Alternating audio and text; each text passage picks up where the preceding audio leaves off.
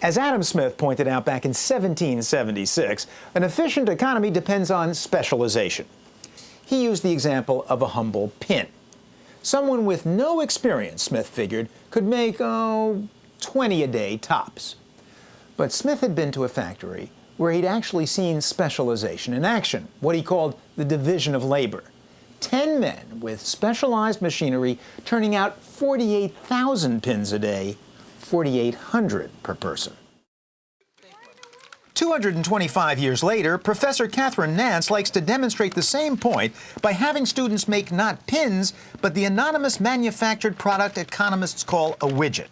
A widget is what I get when I take a piece of 8.5 by 11 paper, I fold it in half, I fold it a half again, and I put one staple on the corner. 15 seconds. That's a widget. And I have one person make as many widgets as they can in 20 seconds.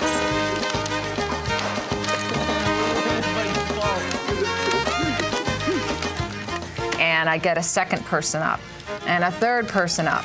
And eventually you'll begin to see that as more and more people work on widgets, that we'll get real increases in our productivity as we share tasks and divide the labor up. A productivity increase would be more widgets given the same amount of labor. 13. 14. This does not count as a widget. 2, 1, go. So we staged our own widget productivity test. 4 teams, different colored paper. Would 3-person teams turn out more widgets per person than widget soloists at the end of the table? 8 seconds. Come on, Oscar, you gotta move faster. Move faster.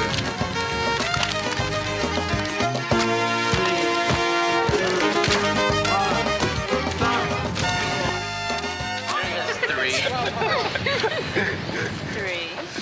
Well, the soloists averaged 7 in the first 2-minute round, even with strict quality control. 6, 7.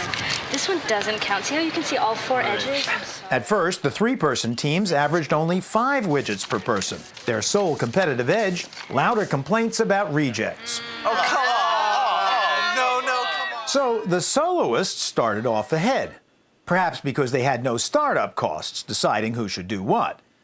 But a key point of the division of labor is getting the people best suited to different jobs to do them. And you can only do that with groups. Maybe they should identify the weakest link. We're gonna let Muhammad staple because he really likes it. In fact, Muhammad had folded as a folder. But at least he'd be keeping the work here in America. We're gonna buy our widgets from China for 2 cents a piece. But time for another round. 1, go. By now, the 3-person teams had specialized by switching their nimblest workers to folding. And specialization led to technology breakthroughs, like folding more than 1 sheet at a time. There was a $10 per person bonus for winning, and everyone here was intent on getting it, one way or the other. We have a union. We will after this. If we get a union, maybe we can get up to $12. At the end of the last round, one soloist was up to 8. 8, yes! My world record. 5, 6, 7. The other soloist was still at 7. Specializing through the division of labor, though, had boosted the green team to the same level of productivity. 7 per person.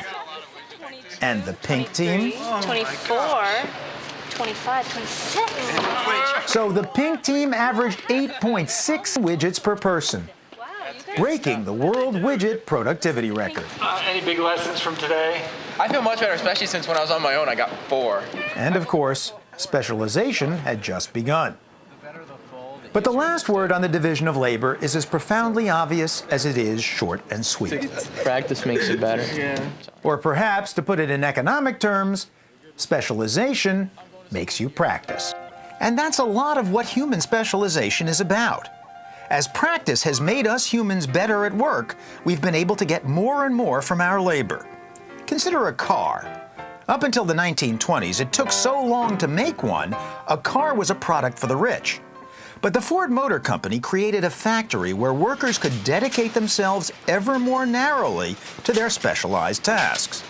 The pace may have been relentless, the work dreary, but workers made so many high-quality Model T Fords that the company could pay them higher wages than ever. Higher wages, lower costs.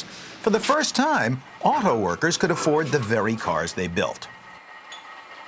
Dan Hammermesh of the University of Texas claims the fruits of the division of labor are everywhere. Boy, is that good. Boy, is that. Do you realize what it takes to make this thing? I mean, look at it. It's got plastic for the spoon, right? And for the cup. And the plastic is clearly made with oil, okay? And the oil has to come probably, maybe from the U.S., maybe the Middle East, brought here, refined, shipped to the plastic factory. The plastic is then made, molded, shipped to the ice cream store, okay? That's the first part. Just think of the steps involved with that. And then the ice cream here must come from a dairy, probably pretty near the ice cream store. It's not a national market in dairies. But then has to be made somewhere at the ice cream factory from milk with other stuff that goes in it into ice cream. And finally, if you notice, there are little, this is allegedly a strawberry sundae, and there are little bits of strawberry, they're probably pretty far away from the strawberries. This had to be grown from strawberries somewhere. It could have been who knows where in the United States. So the strawberries as the raw materials, the milk as the raw materials, the oil as the raw materials, all brought together, made into this absolutely delicious strawberry sundae. In fact, without specialization, our modern standard of living would be impossible. Imagine how much it would cost you to make your own refrigerator, your own shoes, even a lowly pencil, which you can buy for pennies. The wood is usually California cedar. The eraser made from South American rubber and Italian pumice stone. The graphite, a patented mixture from Mexico and Sri Lanka. Geographic specialization is why world trade, this Texas pencil was actually made in Japan, increases world wealth through a division of places in addition to a division of labor. Each place specializes in what it does better than others, given what people want. And that makes economists like Michael Salemi happy. The soils in Tuscany tend to make wonderful wines. It's the ground. That guy's ground, somehow, the minerals in it, whatever.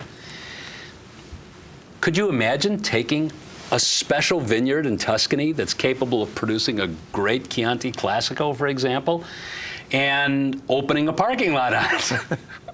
Well, no. I mean, you wouldn't.